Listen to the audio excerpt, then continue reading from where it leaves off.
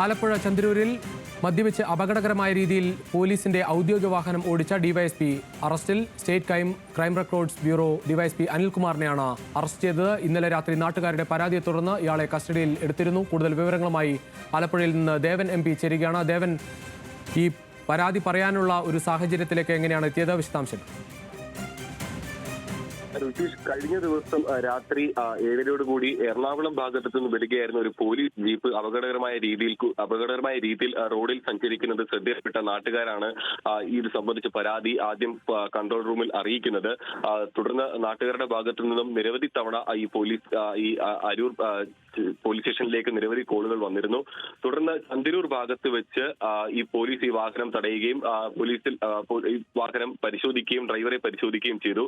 തുടർന്നാണ് ഈ വണ്ടി ഓടിച്ചിരുന്ന ഇയാളെ കസ്റ്റഡിയിലെടുക്കുന്നത്. തുടർന്ന് സ്റ്റേഷനിൽ എത്തിച്ച ശേഷമാണ് നാട്ടുകാർക്കടക്കം ഈ വണ്ടി ഓടിച്ചിരുന്നത് ഡിവൈഎസ്പി റാങ്കിലുള്ള പോലീസ് ഉദ്യോഗസ്ഥനാണെന്നുള്ള കാര്യം മനസ്സിലാകുന്നത്. ഈ ഔദ്യോഗിക വാഹനം പോലീസ് ജീപ്പ് ഈ ഇത്തരത്തിൽ മദ്യപിച്ച് വാഹനം ഒരു അപകടകരമായ രീതിയിൽ റോഡിൽ കൂടി പോകുന്നത് ശ്രദ്ധയിൽപ്പെട്ടതുകൊണ്ടാണ് നാട്ടുകാർ ഇത്തരത്തിൽ പോലീസിൽ വിവരം അറിയിച്ചത്. ഇയാൾക്കെതിരെ അലക്ഷ്യമായി വാഹനം ഓടിച്ചതിനും മദ്യപിച്ച് വാഹനം ഓടിച്ചതിനും കേസ് രജിസ്റ്റർ ചെയ്തിട്ടുണ്ട്. മാത്രമല്ല, ഔദ്യോഗിക വാഹനം ദുരുപയോഗം ചെയ്തതിന് വകുപ്പ് തല നടപടിയും ഉണ്ടാകുമെന്നാണ് ഇപ്പോൾ അറിയാൻ കഴിഞ്ഞിരിക്കുന്നത്.